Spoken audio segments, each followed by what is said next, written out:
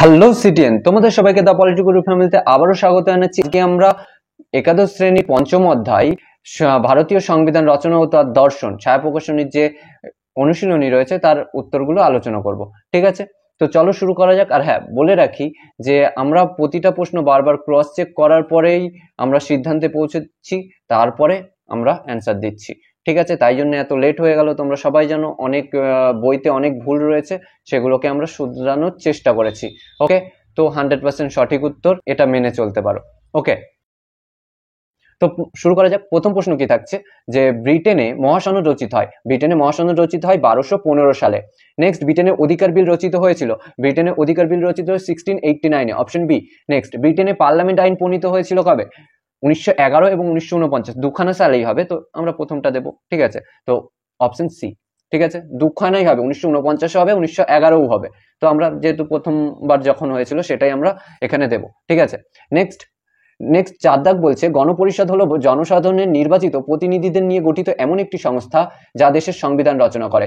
গণপরিষদের এর সংকীর্ণ সংজ্ঞার বিরোধী ছিলেন নেহেরু। ঠিক আছে, ভারতের গণপরিষদের মোট সদস্য সংখ্যা ছিল 389, অর্থাৎ অপশন বি। গণপরিষদের অস্থায়ী সভাপতি ছিলেন সচ্চিদানন্দ সিংহ। 7 দাগ গণপরিষদের স্থায়ী সভাপতি অর্থাৎ চেয়ারম্যান ছিলেন রাজেন্দ্র প্রসাদ। 8 দাগ কি বলছে গণপরিষদ কর্তৃক রচিত সংবিধানের মধ্যে স্বাধীনতা সংগ্রামের চিন্তা ও চেতনা এবং জনগণের আশা আকাঙ্ক্ষা প্রতিফলিত হয়। উক্তিটি কার? Option B, Jawaharlal Nehru. Okay, next question 9 দাগ কি বলছে গণপরিষদের প্রদেশগুলির জন্য বরাদ্দ মোট আসনের সংখ্যা 296টি, তাই না? প্রিন্সলি স্টেটের বাকিগুলো ছিল। 10 দাগ গণপরিষদের প্রদেশগুলির জন্য বরাদ্দ মোট 296টি আসনের মধ্যে কংগ্রেসের আসন ছিল 208টি। ঠিক আছে, নেক্সট 11 দাগ কি থাকছে 1947 সালে ভারত বিভাজনের পর গণপরিষদে কংগ্রেসের জনসংখ্যা বৃদ্ধি পেয়ে দাঁড়ায় 82.86 ভাগ। ওকে, অপশন বি। নেক্সট, দুঃখ দারিদ্র্যের অবসান ঘটানো, বৈষম্য ও শোষণের বিলোপ সাধন এবং সুন্দর জীবনযাপনের উপযোগী পরিবেশ সৃষ্টি করাই হবে গণপরিষদের লক্ষ্য। এই মন্তব্যটি করেছিলেন Rajendra Prasad. Option C. Next, গণপরিষদের প্রধান কাজ ছিল এমন একটি খসড়া সংবিধান রচনা করা যা সামাজিক বিপ্লবের চূড়ান্ত লক্ষ্য পূরণ করে। এটা বলেছিল Granville Austin. Option B. Okay, next question গণপরিষদের প্রথম অধিবেশন বসে 1946 সালের 9ই December. Option B. Next question 15 দাগ কি বলছে গণপরিষদের প্রথম অধিবেশনে উদ্দেশ্যমূলক সংক্রান্ত প্রস্তাব উত্থাপন করে জওহরলাল নেহেরু। 16 দাগ গণপরিষদে ভারত কেবল একটি বৃহৎ সম্প্রদায় এর প্রতিনিধিত্বকারী সংস্থা বলে চিহ্নিত করেছেন Winston Churchill. Option A. Next question 17 দাগ গণপরিষদের খসড়া কমিটির সভাপতি ছিলেন বি আর আম্বেদকর। ভারতের সংবিধান গৃহীত হয়েছিল 1949 সালের 26শে নভেম্বর। ভারতের সংবিধান কার্যকরী হয় ঠিক পরের বছর 1950 সালের 26শে জানুয়ারি। তো এখানে কোন অপশন হবে? এখানে হবে অপশন সি। ওকে, 20 দাগ খসড়া কমিটি কর্তৃক রচিত সংবিধানের মধ্যে সর্বমোট ধারা এবং তফসিল ছিল 315টি ধারা এবং 13টি তফসিল ছিল। ওকে, নেক্সট, খসড়া কমিটি অর্থাৎ ড্রাফটিং কমিটিকে পরিহাস করে ড্রিফটিং কমিটি বলে অভিহিত করেছিল নাজির উদ্দিন আহমেদ। Option D.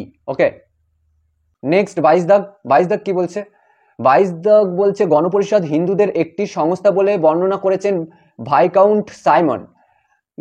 23 দাগ গণপরিষদকে আইনজীবীদের স্বর্গ বলেছেন আইভার জেনিংস। 24 দাগ গণপরিষদ কর্তৃক রচিত সংবিধানের লক্ষ্য ছিল প্রায় সবটাই রাজনৈতিক, তার সামাজিক অথবা অর্থনৈতিক লক্ষ্য বলে আদৌ কোনো কিছু ছিল না। মন্তব্যটি করেছিলেন কেটি শাহ। ওকে, নেক্সট 25 দাগ বলছে গণপরিষদই ছিল কংগ্রেস এবং কংগ্রেসই ছিল ভারত, একথা বলেছিলেন গ্রেনভিল অস্টিন। 26 দাগ গণপরিষদের গঠন ও সংবিধান রচনার ক্ষেত্রে নেহেরু, প্যাটেল, রাজেন্দ্র প্রসাদ ও আজাদ বিশেষভাবে ক্রিয়াশীল ছিলেন বলে এই গোষ্ঠীর প্রাধান্যকে কংগ্রেস আলগোরিক বলেছেন। কে বলেছিলেন? Grenville Austin. নেক্সট, কংগ্রেস কখনোই গান্ধীবাদী ছিল না, এই মন্তব্যটি করেছিলেন কে? Granville Austin. নেক্সট কোশ্চেন 28 দাগ ভারতের সংবিধান পুঁজিপতিদের কাছে মহাসনদ হলেও দেশের লক্ষ লক্ষ দরিদ্র, শ্রমজীবী ও খাদ্য বস্ত্রহীন মানুষের স্বার্থ রক্ষার কোনো ব্যবস্থাই তাতে নেই, একথা বলেছিলেন দামোদর স্বরূপ সেঠ। Option B. 29 দাগ যেসব মূল নীতি বা আদর্শের ভিত্তিতে সংবিধান রচনা করা হয়েছিল তা প্রস্তাবনার মধ্যে যথেষ্ট পরিমাণ সুসংবদ্ধ অবস্থায় বর্তমান, এই মন্তব্যটি করেছিলেন কে সুব্বা রাও। নেক্সট, গণপরিষদের সাধারণের জন্য আসন ছিল 210টি, তাই তো আমরা পড়েছিলাম। 2 দাগ গণপরিষদে মুসলিমদের জন্য আসন ছিল 78টি। নেক্সট কোশ্চেন 3 দাগ গণপরিষদে শিখদের জন্য আসন ছিল 4টি। 4 তদান্তিক কংগ্রেস সভাপতি ড্যাশের প্রস্তাবক্রমে পরিষদের বয়োজ্যেষ্ঠ সদস্য সচ্চিদানন্দ সিংহকে গণপরিষদের অস্থায়ী সভাপতি নিয়োগ করে। Option D J B Kripalani. Next 5 দাগ গণপরিষদের স্থায়ী সভাপতি হিসেবে নির্বাচিত হয় রাজেন্দ্র প্রসাদ। গণপরিষদ গঠনের জন্য প্রাদেশিক আইনসভাগুলি নির্বাচনের 10% মানুষের ভোটাধিকার ছিল, 14%। Option A. 7 দাগ গ্রেনভিল অস্টিন মন্তব্য করেছেন কংগ্রেস কখনোই গান্ধীবাদী ছিল না। Option B. নেক্সট আমরা চলে যেতে পারি কিসে, বিবৃতিমূলকে, তাই তো। তো প্রথম বিবৃতিতে কি বলছে, বলছে স্বাধীন ভারতের সংবিধান রচনার সময় গণপরিষদের সদস্যরা ব্রিটিশ ভারতের 1909 সালের আইন দ্বারা প্রভাবিত হয়েছিল। এটা ভুল কথা, হয়নি। অপশন বি স্বাধীন ভারতের সংবিধান রচনার সময় গণপরিষদের সদস্যরা ব্রিটিশ ভারতের 1858 সালের আইন দ্বারা প্রভাবিত হয়েছিল, এটাও ভুল। পরেরটা 1919 আইন দ্বারা প্রভাবিত কিছুটা হয়েছিল, কিন্তু সরাসরি হয়েছিল কিন্তু 1935, তো এটাও ভুল হবে। ঠিক হচ্ছে অপশন ডি। তো এখানে কোন অপশনটা ঠিক হচ্ছে, দেখো একটা অপশনও ঠিক নেই এখানে। যদি আমরা সেই আগের দিন বলেছিলাম যে বেশিরভাগ যেটা হচ্ছে সেটাকে সত্য হিসেবে যদি ধরি, তাহলে অপশন ডি ঠিক হচ্ছে, কিন্তু এটা তো উচিত নয়, কারণ অনেকে তো প্রশ্ন থেকে পড়বে, আমরা বলেছিলাম। তো এখানে কি উচিত ছিল, যে অপশনটা এবিসি মিথ্যা এবং ডি সত্য। ঠিক আছে। নেক্সট 2 দাগ কি থাকছে, ভারতীয় সংবিধান রচনার জন্য গঠিত খসড়া কমিটির সদস্য ছিলেন আল্লাদি কৃষ্ণস্বামী আইয়ার। হ্যাঁ ছিল। নেক্সট ভারতীয় সংবিধান রচনার জন্য গঠিত খসড়া কমিটির সদস্য ছিলেন জওহরলাল নেহেরু। খসড়া কমিটিতে ছিল না। নেক্সট ভারতীয় সংবিধান রচনার জন্য গঠিত খসড়া কমিটির সদস্য ছিলেন রাজেন্দ্র প্রসাদ, ইনিও ছিল না। নেক্সট ডি দাগে কি বলছে, ভারতীয় সংবিধান রচনার জন্য গঠিত খসড়া কমিটির সদস্য ছিলেন কে এম মুন্সি, এটা আবার ঠিক। তো কি হচ্ছে, এ এবং ডি সত্য এবং বি সি মিথ্যা, তাই তো। এখানে কোথাও রয়েছে, দেখো অপশন বি তে রয়েছে। অপশন বি তে এ এবং ডি সত্য এবং বি সি মিথ্যা। নেক্সট কোশ্চেনে যাওয়া যাক। নেক্সট কোশ্চেন কি বলছে, গণপরিষদের উদ্দেশ্য ছিল সামাজিক বিপ্লবের চূড়ান্ত লক্ষ্য পূরণ করা, এটা ঠিক কথা। অপশন বিতে রয়েছে সংসদীয় শাসন ব্যবস্থাকে রাষ্ট্র পরিচালনার আদর্শ হিসেবে গ্রহণ করা হয়, এটাও ঠিক। সমাজতান্ত্রিক বিপ্লবকে চূড়ান্ত লক্ষ্য হিসেবে গণ্য করা হয়, এটা ভুল কথা। ঠিক আছে। অপশন ডিতে বলছে বৈষম্য শোষণের অবসান ঘটিয়ে নতুন ভারত গঠন করা, এটাও লক্ষ্য ছিল। তো কি হচ্ছে, এ বি ডি সত্য সি মিথ্যা, এ বি ডি সত্য এবং সি মিথ্যা, অর্থাৎ অপশন সি। ওকে। নেক্সট কোশ্চেন 4 দাগ কি বলছে, গণপরিষদ গঠন সংবিধান রচনার ক্ষেত্রে কংগ্রেস নেতা মহাত্মা গান্ধীর সর্বব্যাপী প্রাধান্য ছিল, এটা ভুল কথা। নেক্সট বি দাগ, গণপরিষদ গঠন ও সংবিধান রচনার ক্ষেত্রে কংগ্রেস নেতা জওহরলাল নেহরুর ভূমিকা ছিল, ঠিক। তারপরে কি বলছে, রাজেন্দ্র প্রসাদের প্রাধান্য ছিল, ঠিক। তারপরে গণপরিষদ গঠনের ক্ষেত্রে প্যাটেলেরও প্রাধান্য ছিল। তো এ ভুল এবং বি সি ডি সত্য, তাই তো। এখানে দেখো বি সি ডি সত্য, এ মিথ্যা, option D. Okay. Next question কি বলছে, ভারতীয় সংবিধানের রচয়িতাগণ সংবিধান রচনার সময় সামাজিক ভাবধারা দ্বারা পরিচালিত হয়েছিল, এটা ঠিক কথা। অপশন বিতে বলছে ভারতীয় সংবিধানের রচয়িতাগণ সংবিধানের রচনার সময় রাজনৈতিক ভাবধারা দ্বারা পরিচালিত হয়েছিল, এটাও ঠিক।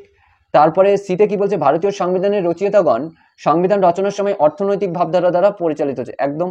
তারপরটা বলছে সমাজতান্ত্রিক ভাবধারা দ্বারা পরিচালিত, এটা ভুল কথা। ঠিক আছে। তো কি হচ্ছে, এখানে হচ্ছে এ বি সি সত্য এবং ডি মিথ্যা, অর্থাৎ অপশন এ। ওকে। নেক্সট আমরা চলে যেতে পারি স্তম্ভে। প্রথমে কি বলছে, ব্রিটিশ সংবিধান, এদিকে কোথা থেকে কি নেওয়া হয়েছে, তাই তো। ব্রিটিশ সংবিধান থেকে আইনের অনুশাসনের ধারণা নেওয়া হয়েছিল, তাই না। তারপরে অস্ট্রেলিয়ার সংবিধান থেকে কেন্দ্র ও রাজ্য ক্ষমতা বন্টনের ক্ষেত্রে যুগ্ম তালিকা নেওয়া হয়েছিল। জাপানের সংবিধান থেকে আইনের দ্বারা প্রতিষ্ঠার যে ব্যাপারটা নেওয়া হয়েছিল। আইরিশ সংবিধান থেকে নেওয়া হয়েছিল রাষ্ট্রপতির নির্বাচন। তাহলে কি হচ্ছে, সি এ ডিবি, তাই তো, সি এ ডিবি, অপশন সি। তো এবার 2 দাগ কি হচ্ছে, সমাজতান্ত্রিক রাষ্ট্র। দেখো সমাজতান্ত্রিক রাষ্ট্র কথাটা সংবিধানের প্রস্তাবনায় যোগ হয় কবে, 1976-এ। ভারত সরকার বনাম মদন গোপাল মামলা হয় 1954 সালে।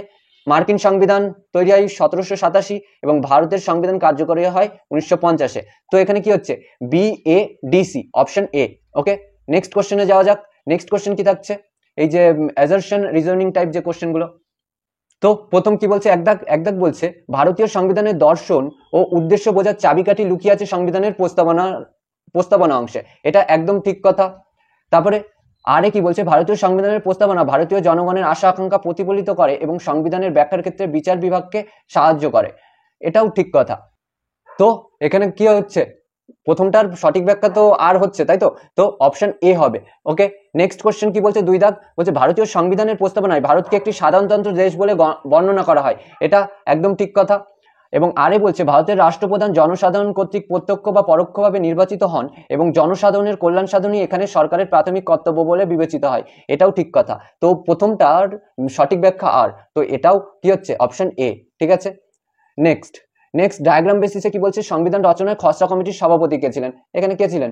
বি.আর. আম্বেদকর, তাই তো। নেক্সট দুই দাগ কি বলছে, পাশের ছবিটি ভালোভাবে দেখো এবং বলো নিচের বিকল্পগুলির মধ্যে কোনটি ভারতীয় সংবিধানের প্রস্তাবনায় অনুলিখিত। ঠিক আছে, মানে লেখা নেই। তো কি বলছে, সার্বভৌম কথাটাও রয়েছে তো? হ্যাঁ রয়েছে। সমাজতন্ত্র প্রথমে ছিল না, পরে অ্যাড করা হয়েছিল। যুক্তরাষ্ট্রীয় কথাটা নেই। ধর্মনিরপেক্ষ আগে ছিল না, পরে অ্যাড করা হয়েছিল। তো অপশন সি এখানে সঠিক উত্তর হবে। ঠিক আছে, তো আজকে এই পর্যন্তই। সঙ্গে থাকার জন্য ধন্যবাদ। আর বলে রাখি যে বন্ধুদের কাছে শেয়ার করতে ভুলো না, পরিবার থেকে অনেক বড় করতে হবে, আর ভালো করে প্র্যাকটিস করার সামনেই পরীক্ষা। তো আজকে এই পর্যন্তই, সঙ্গে থাকার জন্য ধন্যবাদ।